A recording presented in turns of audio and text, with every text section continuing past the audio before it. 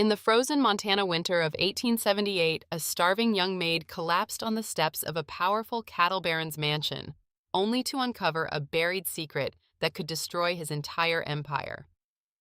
This is a Western story of justice, dignity, and the courage to correct the sins of the past, even when the truth costs everything. Stay until the end, and if this story touches your heart, please like, comment, share, and subscribe to support the channel. The wind did just blow in Montana in the winter of 70. It's hunted. It was 20 below zero when the sun cut out, leaving nothing but a bruised purple sky and miles of quiet settled of flat white, a leaf kind of quiet settled over the prairie, the kind that waits for to make one foof. Boslaps a fresh wed self against the blooduk snow, wed self against the ball of her foot at bitey down above frap ball talkikes blah frap. She couldn't feel her toes anymore. Honestly, she couldn't feel much of anything from the waist down, but she kept her eyes locked on the horizon, on the twin stone pillars of the Vance Ranch. 2 more miles, she told herself. Her voice didn't make a sound past her cracked lips. Just 2 more. Under her thin wool shawl, her ribs ached from the cold. Her fingers were curled around a small crumpled piece of paper, the apothecary's receipt from town. Her mother needed the liquidals or coffee need the blue, bottle syrup to finally take her lungs. The town doctor didn't sherry to the Bruin men. If Nell want the meta to family of Bruin ben.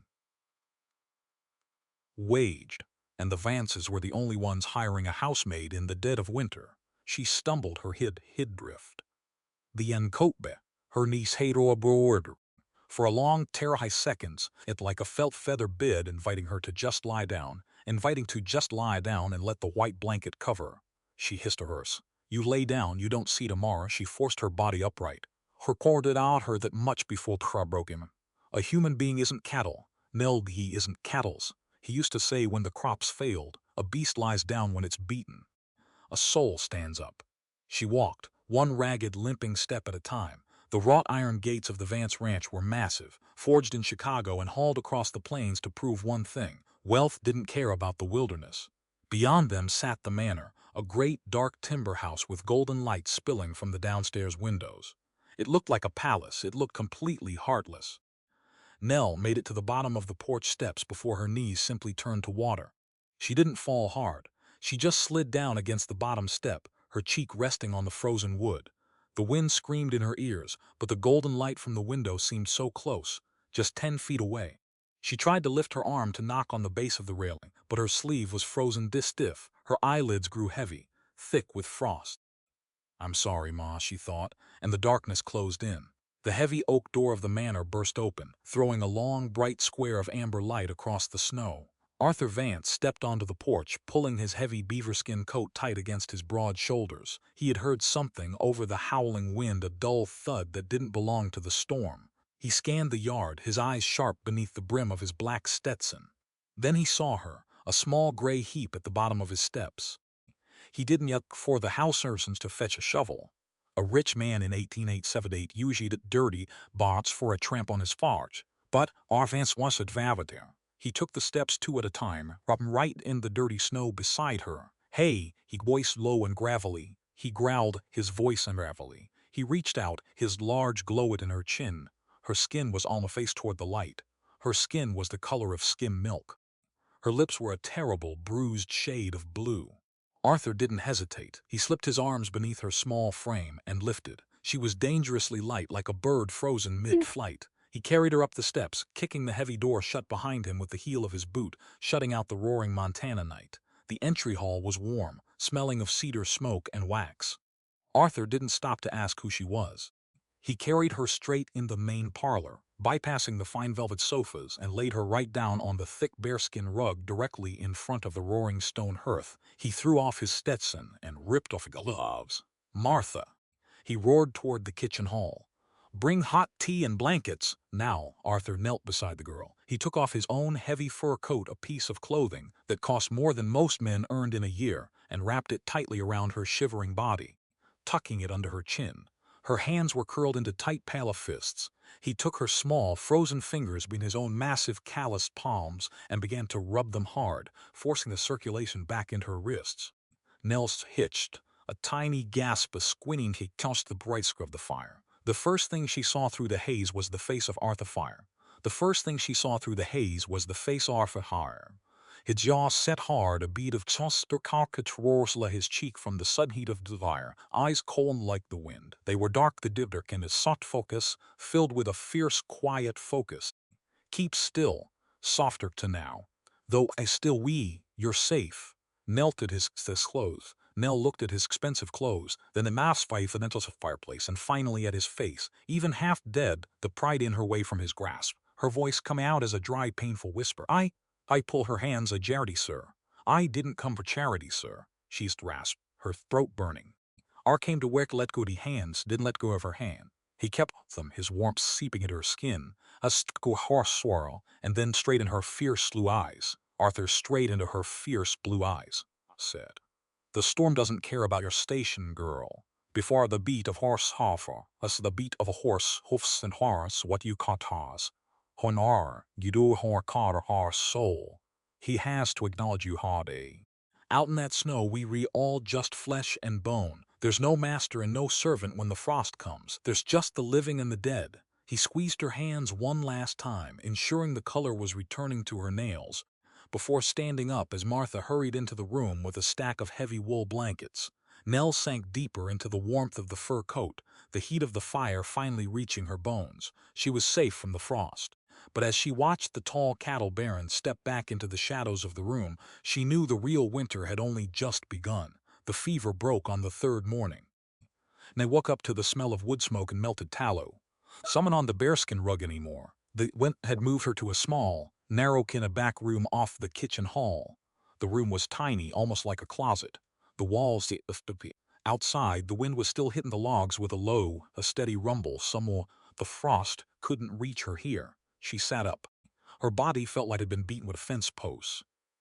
On the wooden stool beside the cot sat a neat stack of clothes, a coarse gray wool dress, a stiff white apron. Underneath the stack was on the split welts, and had cleaned the ice out of the split welt and rubbed grease in the leather to keep the damp out. Naval. It was a small mercy, a quiet bit of labor that someone didn't have to do. It large on her, the hem drag on the floorboards, but the wool was thick. Tied to apron, the haar had her kite around her waist, took a deep breath to stay her shaking coffee. Chart.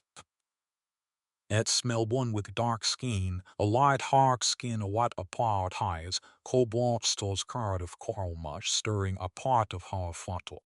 Martha, she didn't turn around when Millard. Her voice like molasses, but slow and warm. Your voice was like molasses, Martha said. Saves me the trouble in a hole in the frozen dirt. Sit down. Eat. Child. She slid a tin plate of hot mush and a mug of shaker coffee across the long pine table. Nell didn't wait. She sat and ate. The food hit her stomach like a hot brick, bringing the blood back to her cheeks. Thank you, Nell said between bites, for the boots and the grease. Martha stopped stirring. She looked over her shoulder, her eyes kind but tired. Don't thank me for the grease, little bird. The birds. Midnight, sitting by the hearth with an old rag and a tin of mink oil, said a woman can't walk upright and are rotting.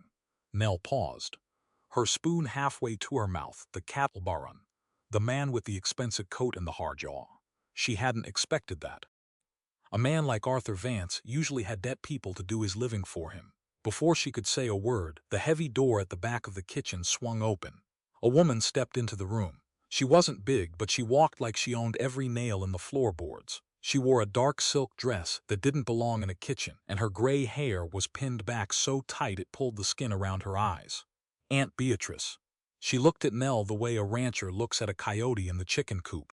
So, the stray is on her feet. Beatrice said. Her voice was thin like paper cut on loss. Marta, hope you aren't using the mass lard on someone who hasn't done a lick of work yet. Nell stood up immediately. She didn't let her back bend.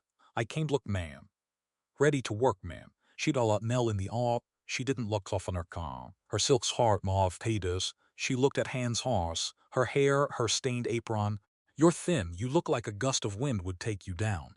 This isn't a townhouse, girl. This is a working cattle ranch. We don't keep people for the sake of charity. I don't want charity, Nell said, keeping her voice even. I want a wage. I'll earn it.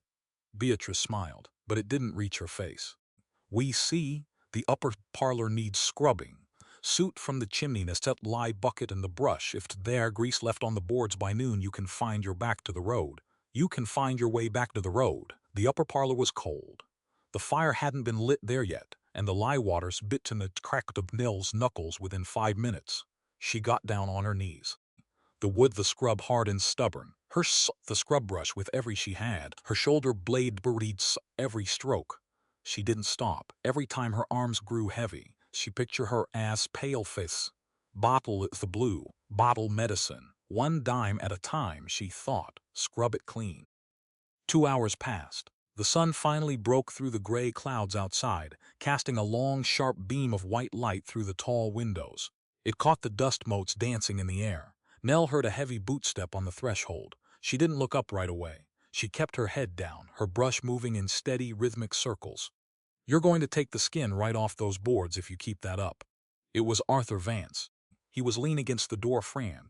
He had his sleeves up. He had his sleeves rolled up, revealing thick forearms crossed over his chest. He wasn't wearing his hat indoors. Y'all's dark hair was messy from the wind outside. Nell's streak of gray on her forehead. She wiped her brow with the back of her wet that streak of gray soap on her forehead.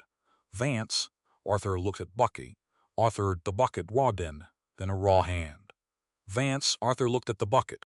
He frowned. "My aunt doesn't own the skin on your fingers, Miss Harding. Sit up, take a breath." Nell didn't drop the brush. She held it tight, her knuckles white. "I told your aunt, and I tell you, sir, I am not looking for a handout. A human being retains their dignity when they earn their keep. The banquets of the rich don't nourish a soul, but fair labor does. I want to look at my bread at night and know I paid for it." Arthur didn't move for a moment. He just watched her. Watch her. The silent stretch of the Gairitan filled only by the ticking of the grand clock in the corner. Then he walked in the room. He didn't care about his find or its heart or swallers, waterward saw cross her poverty farner. The ladrats, always saw sort guard is smaller. He reached down at the scrubber and dropped it in the gray water. "Water, that's a fine speech." Arthur said. "You say something similar," said Yoy's low and measured. "My father used to say something similar, but he used it as a whip. He used it to make men work until their hearts gave out, telling them on what was ain identity. Lissit's in the heavy, full of straight to me Nell," he said, using to me Nell. He said, "Oh, slavered another since cruelty is another this thing. Boston's ounce. A Boston of a worker, but if I you sought, I give you coin. But if I take so much strength that you wacky, that's not a contract. Sthus. Theft a man who steals a work health or might is no better than a cattle rustler with a running iron." He stood up, taking the lie buck him, taking all my buff buck with him. "The parlor is clean enough," Arthur said. "Go back to the kitchen. Tell Martha I said you read to help her with the baking for the rest of the day. The air is warmer down there." Nell stayed on her knees for a second, looking at the wet spot where the bucket had been. Her heart was hammering against her ribs. She hadn't just heard a master giving an order. She had heard a man laying down a rule for how he lived. She stood up, smoothed her apron, and followed the warmth downstairs. By the second week, the ranch had a rhythm. Nell learned that the Vance estate didn't just run on cattle. It ran on order. Arthur was out before the sun rose, riding the northern fence lines with his men, checking on the heifers that were calving early in the brush. Aunt Beatrice spent her days in her sitting room, counting linens and staring at account books like they were holy scripture. Nell found her peace in the late afternoons. That was when she was sent to dust the master library. It was floor to turquoise on its shelves. The books were beautiful. There were leather-bound volumes of history, volumes on the law of the Terries, volumes on the law of the territory, poetry from across the sea, and heavy ledgers filled a tree. To the other servants, this room was just a chore, a place with too many corners for cobwebs. To Winna's sons was water in a desert. On a Tuesday afternoon when the house was quiet, on a twisting orange by the mountains, Barkargaw, Nell stopped her dustwing. Nell stopped her duster. Her eyes fell on a thick green cloth book, The Laws of the Montana Territory. She opened it. The pages were crisp, smelling of old ink and glue. She didn't just look at the shapes of the words. She read them. Her eyes moved fast, her lips tracing the sentences. "Every citizen shall be secure in their person and property." "You're doing it again." Nell jumped, dropping her dustcloth. Arthur Vance. The room had been so dark she hadn't seen him. He had a heavy soda seas legs and a legend at the glads, but he wasn't under. Oh, listen at her. He was looking at her. "I'm sorry, sir," Nell said quickly, reaching down to grab the cloth. "I didn't mean to seals, eyes. The scrub," Arthur said, his voice come out a scrub, again oscillator. I asked what you with the book. You weren't just wipe the leather, you were reading. Nell swallowed hard. In many houses in 1878, a maid who knew how to read was considered a liability. It meant she could look the mail. It meant she could see the balance in the books. My father taught me, Nell said, lifting her chin. Before he died. We didn't have much land left at the end, but we had 3 crates of books. He made me read aloud to him every night by the tallow dip. Arthur closed his ledger with a soft thud. He stood up, the blanket slipping to the floor. He walked over to the shelf, picked up the green book she had been looking at, and held it out to her. Read it, he said. Sir, read the page you opened. Aloud. Let me hear it, the book. Her hands were shaking slightly, but she didn't let her voice shake. She cleared her throat and began. Section 4. No property should be deprived of power, all property, or political power are a process of law. All governments are founded on their authority. And all free governments are alter her face. Arthur was watching her face, his expression unreadable in the twilight. You read better than my foreman, he said softly. Better than half the cattlemen who sit at my table and sign contracts they can't even cipher. My father said letters were the only thing that kept a poor man from being cheated, Nell said. He said a man who can't read the law is just a blind man walking through a forest of traps. Anyone can tell him the path is clear, while they lead him right over the cliff. Arthur took the book back from her, his fingers brushing against hers for a brief second. The heat of his hand was surprising. Your father was a wise man, Nell, Arthur said. He turned the book over in his hands. He was right. The worst kind of poverty in this territory isn't a kitten with no flour or a pocket with no silver. It's the darkness of a mind that has been kept ignorant. A man who can't read is a man who has to take another man's word for what is true. And out here, a man's word is usually worth whatever he's trying to sell you. He walked back to his desk, picked up a small brass lamp, and lit the wick. The yellow light bloomed across the room, chasing the shadows on shelves. There's a boy in the bunkhouse, Arthur said, adjusting the glass chimney. Tommy's 15. Orphaned out of Missouri, he can ride a horse until the beast drops, but he can't sign his own name on the payroll ledger. He puts an X like an animal marking its territory. He looked at Nell through the lantern light. Every evening after the supper dishes are cleared. The kitchen is empty, Arthur said. If you were to take an hour out of your night, and if Tommy were to sit at that pine table, I wouldn't find any fault with the oil used in the lamps. In fact, I consider it a benefit to the ranch. Nell felt a sudden, sharp tightness in her throat. You want me to teach him? I want him to be able to read his own contract when the spring shipping comes. Arthur, cowboy who knows how to calculate his own wages is a cowboy who stays loyal because he knows he is being treated fair. Go on downstairs, Nell. The dust will still be here tomorrow. That night the kitchen was quiet. The great iron stove was cooling down, clicking in the dark as the metal contracted. Nell sat at the end of the long table, a single tallow candle between her and Tommy. The boy looked terrified. He was holding a piece of charcoal and a scrap of wrapping paper from the butcher's meat, his thick, scarred fingers gripping the coal like it was a branding iron. It's just lines, Tommy, Nell said, her voice gentle in the shadows. Like the marks you put on a trail so you don't get lost. This one is an A. It looks like the roof of the cabin. Tommy leaned over, his breath smelling of onions and tobacco. He carefully drew the shape, his tongue sticking out between his teeth. Like this, Miss Nell? Just like that, she said. From the dark hallway outside the kitchen door, there was no sound. But if Nell had looked closer, she would have seen the shadow of a tall man standing there, his arms crossed, listening to the girl's soft voice guide the boy through the dark. He stood there for a long time, until the candle burned down to the wood, before he turned and walked back to his empty rooms. The blizzard returned on a Thursday, but inside the master's study, the fire was hot enough to make the pine logs hiss. Arthur Vance sat at his father's heavy mahogany desk. Outside, the wind was scratching the glass like a dying man's private nails. On the desk lay the old man's private ledger, not the one shown to the bank examiners in Helena, but the small calfskin book bound with iron clasps. Thaddeus Vance kept in his heart's pocket. Arthur broke the wax seal on the final pages until the day in his father's Barker was in his father's cramped, aggressive hand. Numbers.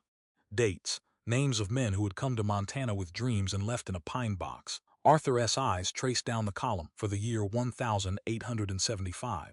His breath caught in his throat. Josiah Harding. There it was, written in plain black and white. Bought out Harding's share of the Northern Waters hard for $200 cash. Title cleared. Harding claimed fraud. Difference wondery beneath the entry, and was scrawled in a different font a scrap of paper the pen to the word Tarius. Art to the pager doll iron needle. This isn't what we agreed. Dr. B.S. God help my daughter. Arthur leaned back. The leather chair groaned. He looked at the needle. He looked at the name, Eleanor Nell Harding. The girl who had collapsed his porch, the girl current downstairs teaching an orphan ranch hand, was the daughter of the man his father had broken. Of the man his father had broken. $200 for water rights worth $40,000. It wasn't business. It was robbery with a pen instead of pistol. The door to the study opened quietly. Nell walked in carrying a brass scuttle of coal. Her white apron was spotless. She didn't look up. She kept her eyes on the floorboards as she knelt by the hearth to stoke the embers. "Leave the coal, Nell," Arthur said. His voice was too quiet, too heavy. An iron shovel. She looked up, her blue eyes clear and questioning. "Sir, the wind is coming from north. He stood go cold up by midnight if the grate isn't full." "Let it go cold," Arthur said, top the cowskin in his hand. He walked over the hearth, his boots clicking against the stone. He held the book out toward her. Nell stood up slowly, her palm on her apron. She looked at the iron clasps. "It looks reclass. It looks like our father's bookkeeping, Mr. Vance." "It a record of a theft," Arthur said. He opened the page, pointing his thick-thin scrap of paper. Nell leaned for the yellow fighter for face, highlighting the sharp lines of her jaw. As her eyes moved across the handwriting, the color drained from her lips. Her skin went the color of winter grease. She didn't scream. She didn't cry.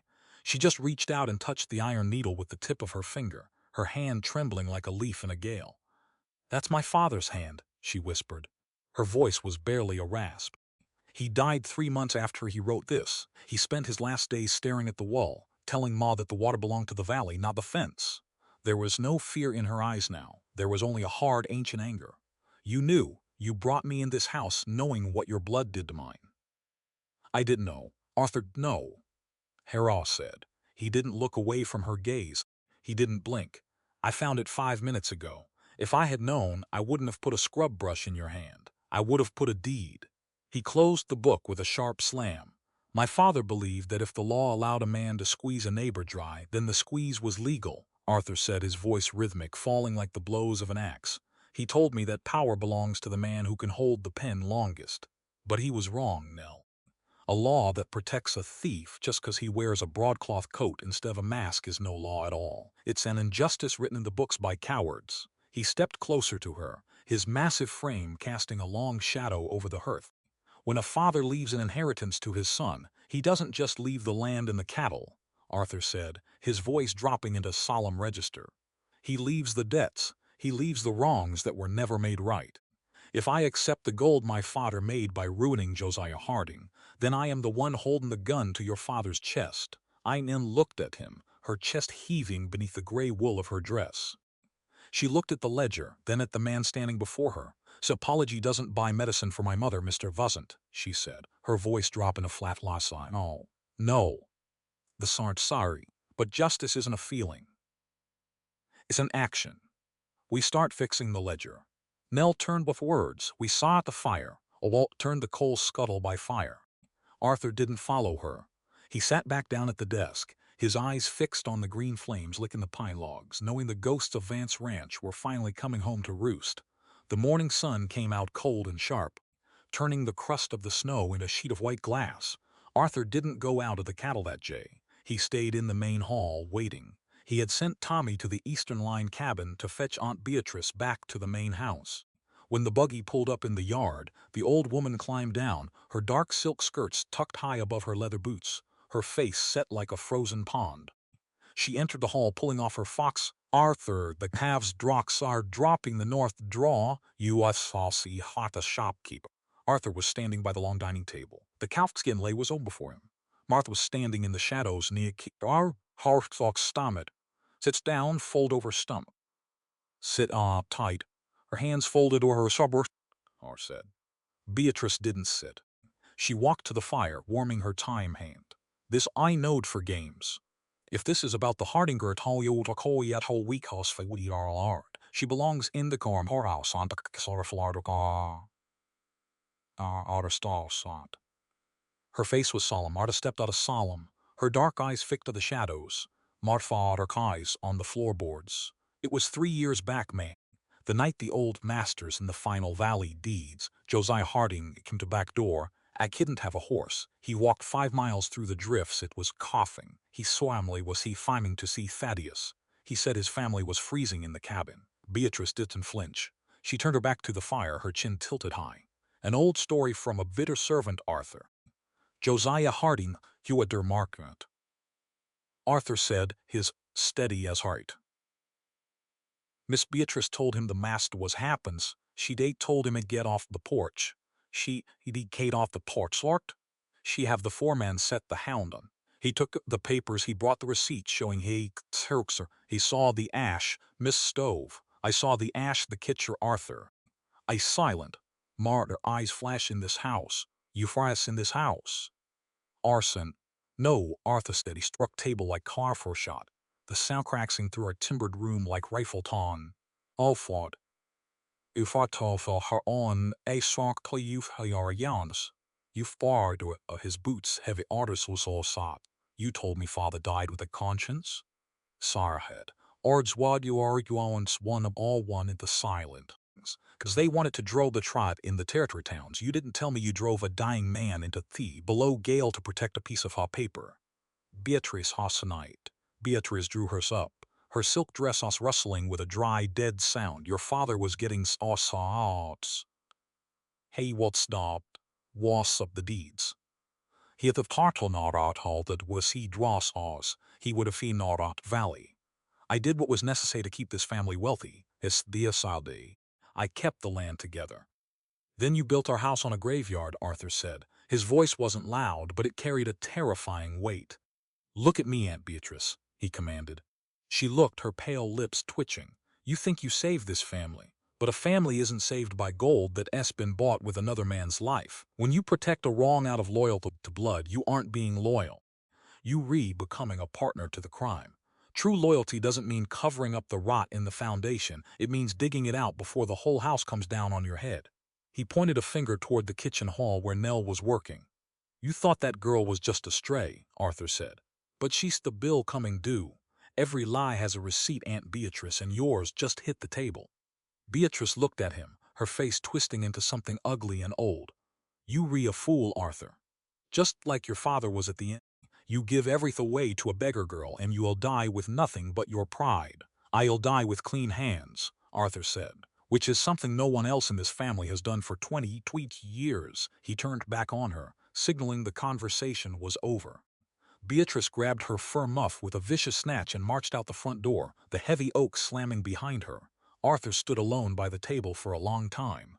The wind outside had died down, leaving only the cold white light of the Montana sunroom. He looked down at his father's ledger, while he carefully tore the page containing Josiah Harding's name out of the spine. He folded it double and tucked it in his vest pocket. The debt was acknowledged. Now it had to be paid. The snow on the road to the southern valley didn't melt. It packed hard under the iron rims of the supply wagons. When he turned toward Gray Slick's Lake Lane, his ran towards Caleb Thorne's land. Arthur Vance sat on his big bay gelding by the branding corral. The casual, his glound the horn, his cowers, what he was watching the line of 3 riders coming up the creek bed. They weren't riding past a. Don't ride up a man's road a crawl, checking the brush as they go. In the middle rode Caleb Thorne. He was a big man, broad, bellied and heavy-shouldered, wearing a bare, pelt coat that made him look wider than he was. He had a look about him, a look that said he'd never had a man tell him no without paying for the privilege. Arthur didn't reach for his Winchester. He just waited, his bay horse standing still as a cedar tree. Thorne pulled up his horse 5 feet from Arthur's stirrup, steam rising from his mount's nostrils in the sharp noon air. He just spat a dark stream of tobacco juice in the clean snow. Arthur, Thoy's voice sounded like gravel being kicked down. A dryer at shoulder. Caleb, Arthur said. Toward the big house, his eyes scanning the porch of Dig House where Nell was carrying a basket of dried meat in the kitchen. Twitch into a ghost didn't a grin that didn't have any humor in it. Here you can astray from town. She's a hired maid. Kaler, his voice hearted. She earns a wage, Arthur said, his voice flat. Thorne reached the pockets of his bare coat. He had a pistol. He pulled out a folded piece of thick yellow parchment with a dark wax seal hanging off the corner by a bit of hemp twine. He held it out, his knuckles raw and red from the frost. She's a piece of paper, Arthur, and I own the deed. Arthur didn't take the parchment. A deed is for land, Caleb, for steers, for timber. This one S for a woman, Thorne said, leaning forward over his saddle horn. Her Uncle Gideon signed it 2 months back down in the Elk Creek saloon. $500 cash to clear his markers at the faro table. He gave me his signature, and he gave me the girl, a legal contract witnessed by the notary. She's my property now, Vance. I came to take her home. Nell had stopped on the porch. She had heard the voices over the quiet of the yard. She stood there, the willow basket pressed hard against her apron, her face going white as the snow beneath her boots. She just watched the big man in the bare coat like she was desperate and like she was staring down the barrel of a rolling block. Arthur swung his leg orstsadig to ondorstlokrad. He walked over to the fort in the crust that stood 3 Thorne's horse and porch swart steps. He didn't draw his colt, his hand rest easy on his thigh, right above the walnut's grip. Give me that paper, Arthur. Thorne tossed it down. Arthur caught it, unfolded it with one hand and read the cramped writing of Gideon Harding. Hope, the uncle had signed his name with a flourish, selling a 19-year-old girl like she was an old mule with bad teeth. Arthur didn't tear it. He just folded it back up and tucked it into his own vest pocket, right next to his father's stolen ledger page. The contract is trash, Caleb, Arthur said, his voice rhythmic, falling like the steady tick of a pendulum. Thorne's face darkened, his hand moving toward his hip. The law says a legal guardian can sign for a dependent female. That's territory law. You want to buck the courts. Arthur took a step closer to Thorne's stirrup. He looked up into the big man's eyes, his gaze steady, unchanging. The territory law was written by men who wanted a price tag on everything they couldn't conquer, Arthur said, his words clear and sharp in the freezing air. But listen to me, Caleb. A human soul isn't a commodity. A man sell his land if he cleared the timber hims. He can sell a steer because he branded the calf, but no man can sell another person's to pay for his own of her blood, a choice life to pay for his own sins at a card table. A contract that strips a woman of her choice without her pen ever touching the paper is a law, Caleb. And don't allow this kind of business on my range. And I don't a bill of sale for a slave. Thorne gripped his reins tight, his horse dancing odd. Under the bit. She ain't your blood, Vance.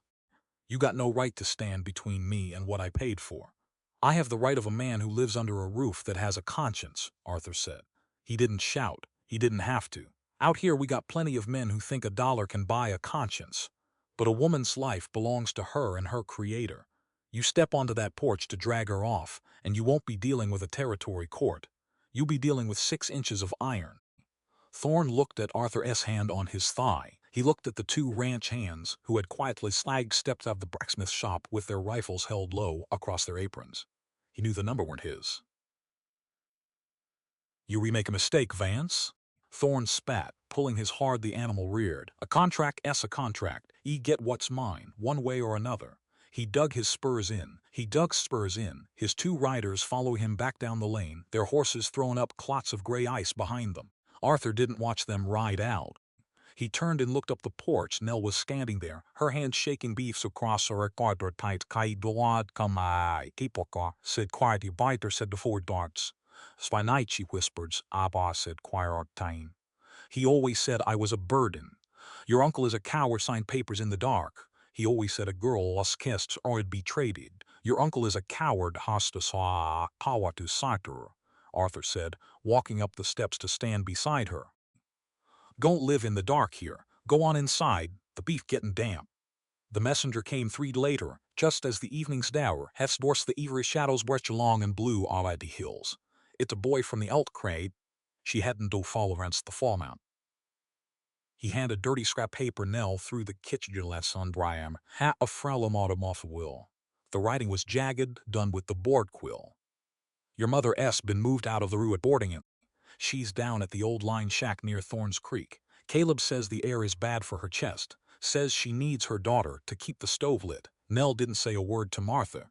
She didn't go in the main hall to find Arthur. She just went straight to the small room off the kitchen.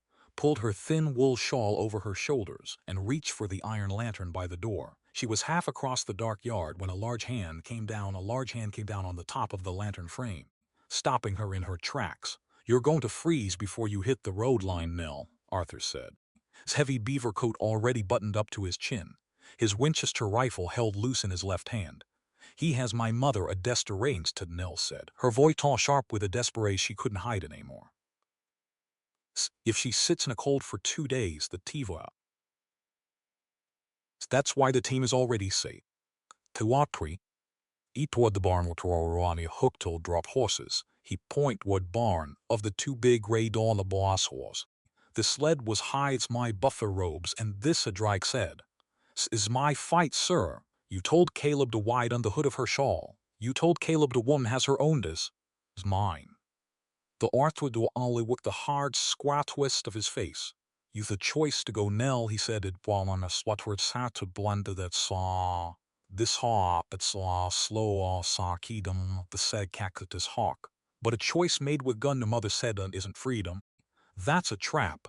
And a man who lets a woman walk into Wolf's den alone just because he wants to respect her independence isn't a man at all. He has a coward hiding behind a philosophy." He took the lantern out of her hand and held open the buffalo robe on the sled. "Get in. Tommy's riding tail with the shotgun. We'll be at the creek before the moon hits the ridge." The line shack was a miserable place.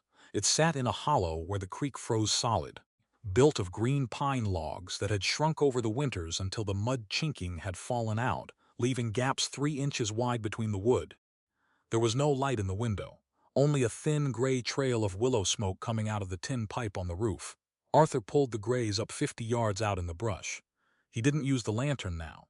The moonlight was strong enough to turn the snow into silver. He handed the reins to Tommy. "Keep the horses quiet," Arthur whispered.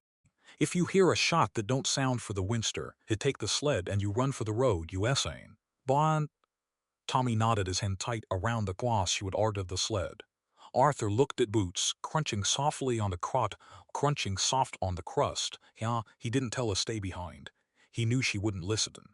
Instead, he just awed pocket and her a small iron shot piece that didn't top more to pocknight the gate to almost pocky.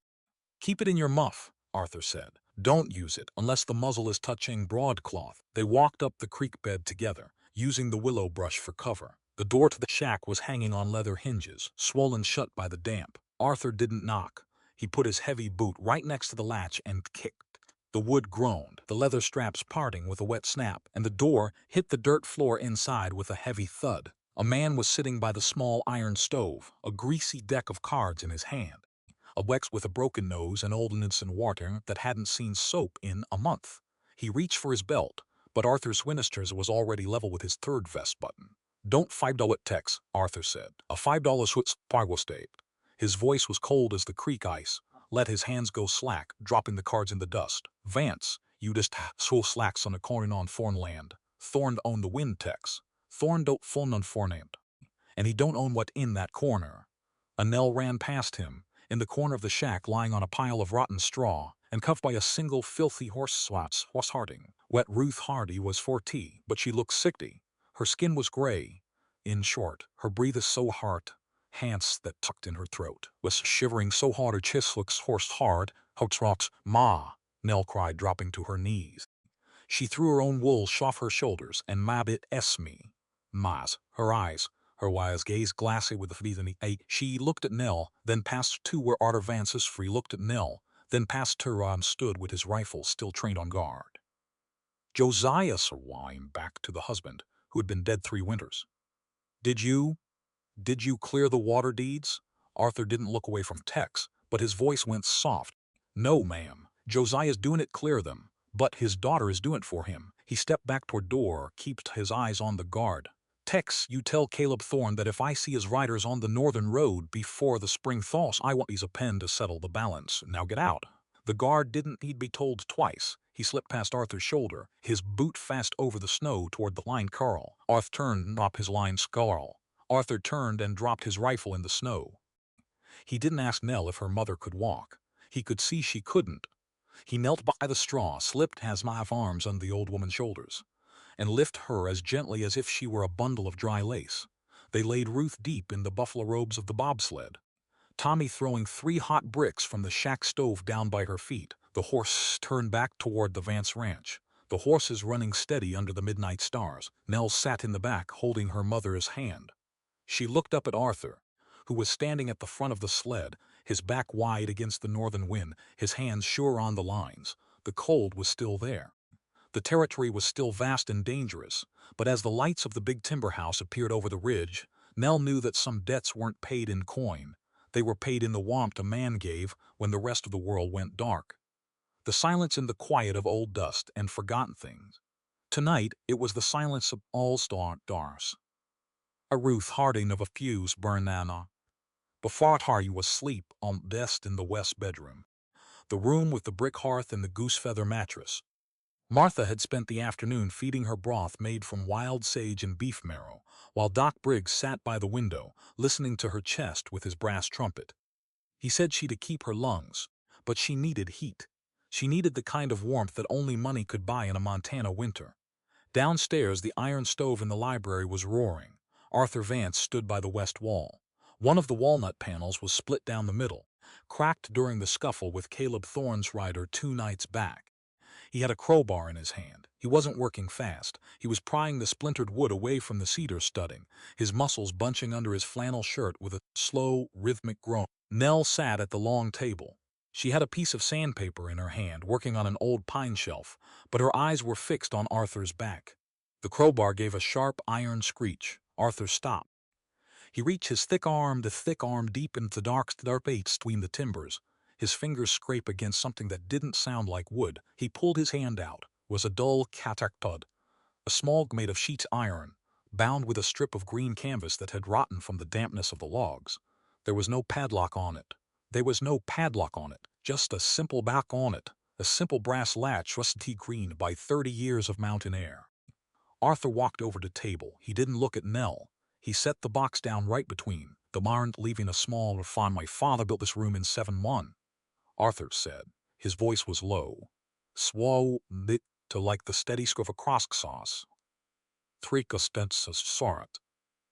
Odd says a man needs a place for things don't belong in a bank vault. Things the tarot lawyers don't need to see. He reached out and flipped the brass latch. It broke off in his fingers with a soft snap. They went inside the box like 3 pieces of paper. They were a swallowed a latch brocade in patron band stiff, folded in narrow rectangle, and Tolf laid a bit of black silk ribbon. On the top fold, written in Thaddeus Vance Etz's heavy hand, when I sought the words, the last will of Thaddeus Vance, November 80 killed Vance. Arthur untied the ribbon. He didn't read it silently. He laid the parchment flat on the table, spread his large hands over the corners to keep it from curling, and looked straight at Nell. Read it with me, he said. Nell leaned forward. The yellow light from the whale oil lamp hit the page, turning the ink into a line of dark raised scars. Her eyes moved fast across the legalese, skipping the Wycomformers and the Heretiphors until she hit the section marked with a large red seal. To Josiah Harding, my former partner in the enterprise known as the Vance Cattle Company, or to his lawful heirs upon his decease, I do hereby devise and bequeath 30% of all lands, tenements, and herds currently recorded under said company title. This bequest is made satisfy an equity established in the year 872, which was omitted from subsequent public filings due to errors of omission and personal failing. Let no man alter this balance. Sign this. He out. Her finger signed in ink above the red wax seal. Signed it. Ironed this. Your father signed this, cois. Ardit stayed the slate. He signed this. Art, his voice audibly flat. And my Aunt Beatrice found it in his breast pocket before his undertaker arrived.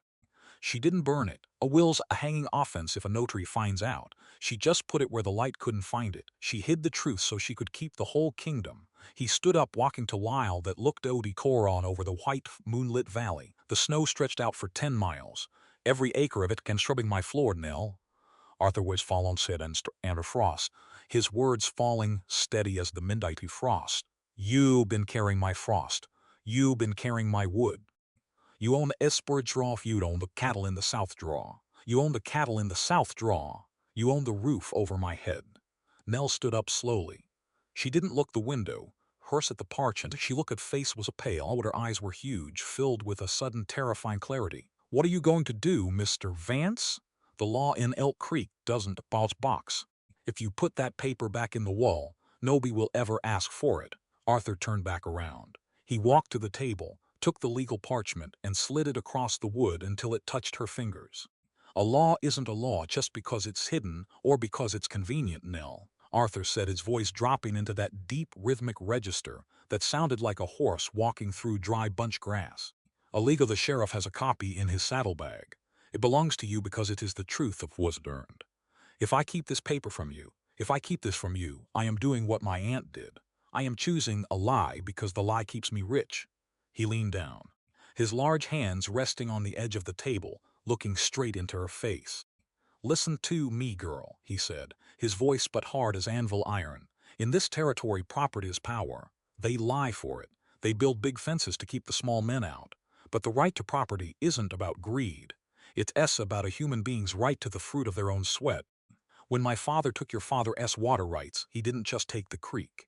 He took the years your father spent digging the ditches. He took the bread out of your mother's mouth. I am the father-law's lawyer. I am on the world your father's labor now value. I am saying he wasn't a man at all. The choice of the deed belongs to your name. The choice of what happens next is yours." Nell looked down at her hands. They were scarred from the lye water, red around the knuckles. She looked at the blue parchment that changed her from a beggar into landowner. "If I take this to the circuit judge in Elk Creek," she said, her voice steady, "your aunt will go to the state prison in Deer Lodge, and your ranch will be split down the middle by the surveyors." "Let them split it," Arthur said. "The dirt don't care who owns the grass. But the man who walks on it has to know he's standing on honest ground." He walked over to desk, picked up his Winchester, and began cleaning the mechanism with an oily rag. He didn't look back at her. He gave her the room, and he gave her the truth, and he let the silence do the rest. The wind dropped at midnight, leaving the mountain world so quiet you could hear the pine needles snapping under the weight of the frost 300 yards out in the timber. Nell sat alone by the lamp in the library. Arthur had gone out to the bunkhouse to check on a colt with the strangles, leaving the iron box open on the table. She had spent the last hour reading the rest of the contents. There were old maps drawn on oiled silk, receipts for horses bought from the Flathead tribes, and a small square envelope made of cheap butcher's paper. When the front it said, "To ask grown." The wax seal was gone, probably broken by Beatrice when she first stole the box. Nell pulled out the singletons for the first box. The writing was large, shaky, done by Oscar were already failing him the hot palsy, but was Thaddeus Vance's confession. It was Thaddeus Vance's confession. "I am writing this because the shadow is getting long. I can't sleep, Kate letter lost. Your father, Josiah, was a fair man. He gave me his capital when I had nothing but a rope and a running iron. When the drought came in '75, I saw my chance to take the northern ditch. I lied to him about the water filings. I told him the territory court had ruled against him when the truth was I had paid the clerk $20 to hold the papers back. He believed me because he was an honest man who thought other men kept their word. I took his life as work for a handful of silver. I know your mother is sick, and I know you are working the town rooms. I have told Beatrice to make this right through the will. If she don't, may the devil take every cow on this range. I am sorry, Eleanor. The land is good, but the cost was too high." Nell read it twice. A single tear fell from her chin, hitting the paper with a soft, dull circle that blurred the word sorry. She didn't feel anger now. The anger she felt was strange in the drifts of its thought was cold sorrow for the old man who had died in this massive house. So nothing has chad the sound of shoss but the sounds and chaos, but the sound of a stolen night. A sharp iron crack. This came from the front courtyard, the sound of a heavy-hand rifle, then the fronts of frozen gravel. Then came shouting. Low, it belonged to the Vance property, didn't belong to Vance's Gassert hands. "Vance," a man roared from the dark outside. "We got the court orders from the county seat. Bring her our owl, or we'll burn the hay barns." It was Caleb Thorne. He had brought his men back under cover of the midnight freeze, when the ranch hands were asleep in the distant bunkhouse and the snow was too hard to leave tracks. Nell stood up, her hand dropping in the pocket of her apron where the little iron derringer sat. Her fingers were cold against the metal.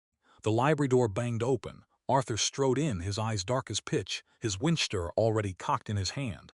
He had blood on his sleeve, a small crease, where a bullet had clipped him as he ran from the stables. "Stay behind the chimney brick, Nell," he ordered, his voice fast but rhythmic, like a horse breaking into a gallop. "Thorne's got 4 men with him. They blocked the bunkhouse door with an iron wagon tong. My boys can't get out." "He wants the paper," Nell said, pointing to the table. "He knows about the will. My uncle must have told him what Thaddeus hid." "He won't get the paper," Arthur said. He moved to the window, smashing the glass with the muzzle of his rifle. He fired twice in the dark. The orange flash illuminated the snow for a split second. A man screamed out in the brush, followed by the sound of boots scrambling for the timber. "Vance!" Thorne's voice came from behind the stone well house. "You can't hold that house against rifles. Give us the girl and the Harding deeds, and we'd leave the cattle alone. You die for a housemaid. Your father's name goes in the dirt anyway." Arthur didn't answer with words. He fired again, the lever of his Winchester clacking in the small room with a steady, iron rhythm. Crack, clack, crack. Nell didn't stay to bricks. She walked to table, took the small sheet of butch paper and folded into her butcher's vance, and folded into her apron pocket. Then she walked right up to Arthur's shoulder at the broken window. The wind came through the hole, blown her brown hair across her face, but she didn't shiver. "Let me talk to him, Arthur," she said. Arthur didn't turn his head. "Get back, Nell. A bullet don't care about your bravery. He thinks I am a piece of property he bought for $500, Nell said, her voice rising over the whistle of the wind. "He thinks he's fighting you for a fence line. Let him see what he's actually fighting." She stepped past his rifle barrel, standing right in the open frame of the window where the moonlight hit her white apron like a target. "Thorne!" she shouted into the dark. Her voice was clear, sharp, carrying across the frozen gravel like the ring of a spade on ice. "I have the papers. I have Thaddeus Vance's will. It's signed and sealed by the territory notary." The shooting stopped. The courtyard went dead quiet, save for the sound of a horse stamping its hoof in the brush. "Bring them out, girl," Thorne called back. "You bring them out, and I see your mother gets a house in town. A girl like you don't need 40,000 acres of dirt." "I don't have 40,000 acres, Caleb," Nell called out, her voice dropping into that rhythmic, steady cadence her father had used when he talked to the town councils. "But listen to you. You think you can buy a woman's life with a gambling debt and a $500 marker. You think because the law in this territory is young, you can write your own rules with a Winchester. But the law isn't yours, Thorne. A human being's freedom isn't something you can herd into coral and brand with your iron. If you kill Arthur Vance tonight, you aren't killing a rival. You re-murder the only thing that keeps this valley from turning into den wolves. Every honest man from here to the Missouri will hunt you down because you broke the trust that lets people live together. Go back to your own range." A long silence followed her words. The moonlight stayed bright on the snow, revealing the shape of a man standing behind the well house, his rifle lowered slight.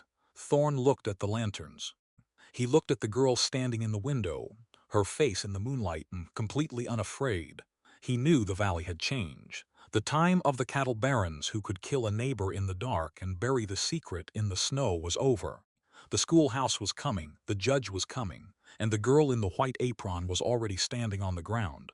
"This ain't over, Vance," Thorne shouted, but his voice didn't have the iron in it anymore. It sounded small, thin against the vast Montana night. He turned his horse in the brush, his men following him in a ragged, hurried line, their boots crunching fast over the frozen creek bed until the sound of them died away in the timber. Ar let his hammer down with a soft click. The parlor was freezing now, the wind blowing the snow through the broken door until it began to settle on the walnuts, to settle on offering on the walnut table. He didn't touch her. He just reached out, took her small cold hand with his 2 massive palms, and looked down at her with a tortoise altogether with a quiet, fierce reverence. "You speak better than a terror-fressator," Nell said softly. "My father taught me to speak the truth when the guns are out," she whispered, her voice finally shaking as the adrenaline left her knees. "He said a lie always needs a bullet to back up, but the truth can stand on its own feet." Arthur looked at broken paneling, then at the iron box on the table. "The truth is standing right here," he said, his voice rhythmic and warm in the freezing room. "Let's go check on your mother. The wind is coming up, and we need to keep the stoves lit." They walked out of the library together, their boots leaving twin tracks in the thin snow that had blown across the floorboards, while outside, the first signs of the morning sun began to turn the mountain peaks from gray to gold. The calendar on the kitchen wall said April 1879, but the news was written plainer on the land. The ice on the northern fork didn't just melt, it broke. It went down the valley with a sound like black powder blasting in a mine shaft, heavy logs of gray ice grinding against the boulders until the creek bed ran clear and bankful. The wind had lost its edge. It didn't bite at a person's lungs anymore. It came off the southern ridges, smelling of wet earth, dead bunchgrass, and the first green shoots of willow sage pushing through the mud. Vance Ranch was changing its skin. Nell Harding stood on the porch of the main house, her sleeves rolled up past her elbows. She wasn't wearing the gray maid's uniform today. She wore a simple dress of blue gingham, her white apron tied clean around her waist. Her hands were still scarred around the knuckles from the winter leaves, but the sin was soft now. She held a cedar bucket of whitewash in one hand and a thick hemp brush in the other. Down by the main corral, the Grays were working. Tommy was driving the bobsled, or what was left of it, now that Arthur had knocked the iron runners off and bolted 4 heavy timber wheels to the axle-tree. The sled was loaded with cedar posts, newly cut from the high timber line. Arthur Vance walked beside the team, his brack Stetson tilted back off his brow, a post-hole digger held easy over his broad shoulder. He didn't look like a man who had spent the winter fighting his own blood for an empire. He looked lean. He looked like a man who had finally cleared his ledger. Ruth Harding sat in a willow rocking chair at the end of the porch, a heavy wool shawl over her lap. Her cheeks weren't gray anymore. They had the color of wild clover, her breath coming even and quiet through her nose. She watched the big horses pull the wagon through the mud, her old fingers moving in a steady, rhythmic circle over the edge of the blanket. "He's a big man now," Ruth said. Her voice was small, but it didn't have the rattle in it anymore. "He looks like his father when he stands by the gate, but he walks different." Nell dipped her brush in the white lime. "He walks like he owns the ground under his boots, Ma. Not like he's trying to keep someone else from stepping on it." "There's a difference," the old woman said, nodding her head against the willow slats. "Josiah always said a man who steals his neighbor's land spends all his time looking at the fence. He never looks at the sky because he's afraid a bolt is coming for him." By noon, the sun was hot enough to make the pine pitchews out of the porch posts, smelling sweet and sharp in the heat. Arthur walked up the stark with sweat between the shoulder blades. He set his post-hole digger down by the boot scraper and pulled off his heavy leather gloves, tucking them in his belt. He looked at the white railing Nell had been painting, his eyes tracing the clean, even strokes of the brush. "The lawyer from Elk Creek sent a rider," Arthur said. His voice was low, rhythmic, falling like the slow drip of water off the roof timbers. "The circuit judge signed the papers yesterday morning. The 30% is recorded under your name in the county book, Nell." Nell set her bucket down. She wiped her forehead with the back of her wrist, leaving a tiny smudge of white lime near her temple. "What about your aunt?" "She's in Billings," Arthur said, looking out over the creek bed where the ice was still churning in the rapids. "She took the 300 head of white faces I gave her and a section of land on the Musselshell. She won't come back to the valley. She told the lawyer that a ranch with 2 masters isn't a ranch at all, said it was a committee." He looked at Nell, a small, half-hidden smile twitching the corner of his mouth. "She was wrong about it. A committee's when men sit in and argues about things they never intend to do. What we have here isn't an argument, Nell. It's a settlement." He walked over to the porch railing, his large hands resting on the unpainted wood, his gaze fixed on the small timber cabin that sat 300 yards east of the main barns. The cabin had been used for storing salt blocks during the winter, but Tommy had spent the last 3 days hauling the salt out and scrubbing the logs with vinegar water. "The books came on the stage from Fort Benton," Arthur said. 12 copies of McGuffey Reader. 3 slates. Tommy carried them in the cabin this morning like they were gold bullion." Nell felt a sudden sharp warmth of rants. Nell felt a sharp warmth behind her ribs. "You really mean to do it, then? And a school on a cattle ranch?" "Our fence," his voice almost conscious also, Arthur said, voice dropping in that deep register that sounded like a horse walk through tall. "Bograph starkles war fence, a bakos har cross to keep California steers off grass. He can buy a Winchester to keep the road agents out of his house. But those things are just iron, Nell. They only stop a man from doing a wrong by threatening to kill him. They don't change his mind." He turned his back to the range, looking straight into her face through the clear spring light. "Listen to me, girl," Arthur said, his words coming slow and deliberate. True justice isn't about having a bigger gun than your neighbor.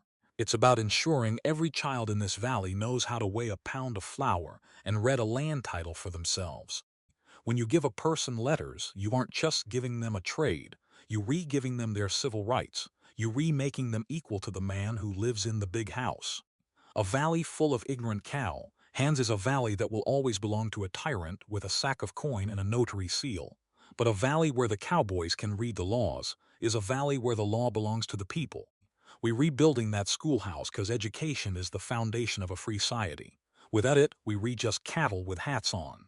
Nell looked at him, her blue eyes dark with a feeling she didn't have a name for yet. Tommy's waiting for you down there, she said softly.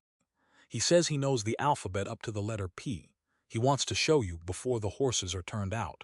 Let him wait 5 minutes, Arthur said. The paint is drying uneven on that middle post. He took the brush out of her hand, his thick fingers covering hers for a brief second. His skin was warm, smelling of cedar oil and honest sweat. He dipped the brush into the lime and took the next stroke himself, his movement steady and rhythmic, working beside her under the wide blue Montana sky. By afternoon, the schoolhouse was open. It wasn't much of a dedication. There were no banners, no speeches from the terror politicians, and no band music. There was just the smell of damp vinegar logs, 3 pine benches made from old wagon boxes, and the sound of 6 children from the neighboring homesteads sitting with their boots dangling over the dirt floor. Tommy sat on the front bench, his big scar hands holding a slate like it was made of glass. Nell stood by the small stone hearth, a piece of white chalk in her fingers. She didn't look like a housemaid now. She stood straight, her shoulders back, her voice carrying clear through the open logs to where Arthur Vance sat on the woodpile outside, his pocket knife working on a cedar peg.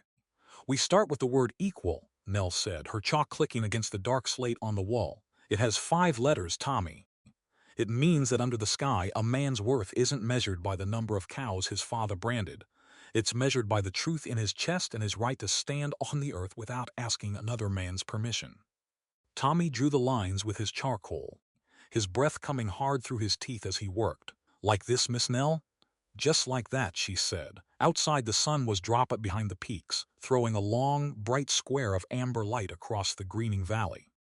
The creek was still roaring in the brush, but it didn't sound like a monster anymore. It sounded like water finding its way home through the rocks, clearing out the old winter muck to make room for the spring grass. Arthur stood up from the woodpile, tossing his cedar peg in the chips. He didn't walk in the schoolhouse. He knew that room belonged to the girl with the blue dress and the chalk, but he stood by the door, his hat in his hand, his eyes fixed on her face through the golden light. The text was simple. The lesson was short. But as the children began to spell the words aloud, their voice rose of rising over the sound of the running water was buried for good under new grass. The deep, rhythmic voice of the old frontiers seemed to echo in what the quiet afternoon. A true human narrative, written not in gold or blood but in the simplest bit man or woman who had survived the long win of their lives. That winter, the narrator's voice seemed to say in the rustle of the new willow leaves. The frost took what was rotten and left what was hard. It took the lies and it left the stone. And when the thaw finally came to the Montana Valley, it didn't just bring the water back to the ditches, it brought the soul back to the land. All elements within this narrative are fictional and crafted for storytelling purposes. The author bears no intention of referencing real people, cultures, or events in a literal sense. Readers are encouraged to engage with the work as a piece of creative expression rather than documented reality. When the thaw finally comes to the Montana Valley, this story leaves us with a truth that runs deeper than cattle, land, or gold. A human life can never be measured by a ledger. Nell Harding enters the Vance Ranch as a poor maid with frozen hands, split boots, and a sick mother waiting for medicine. But by the end, she stands as a landowner, a teacher, and a woman whose voice carries the weight of truth. Her journey reminds us that dignity is not something the powerful give to the poor. It is something every soul is born with, even when the world tries to bury it beneath debt, labor, and shame. Arthur Vance also teaches us one of the hardest lessons a man can learn. Inheritance is not only wealth. Sometimes a son inherits the sins of his father, the lies in the walls, and the debts that were never paid. But Arthur's greatness lies in his choice. He could have hidden the will, protected the empire, and kept the Harding family's rights buried behind walnut panels. Instead, he chose justice over comfort, truth over blood loyalty, and clean hands over easy wealth. That is what makes him a different kind of Western man, not the one who rules by fear, but the one who has the courage to repair what his own name helped destroy. This story also reminds us that education is the foundation of freedom. Nell teaching Tommy and the children to read is not a small act. It is a revolution in a valley where men used ink and contracts to steal from those who could not defend themselves.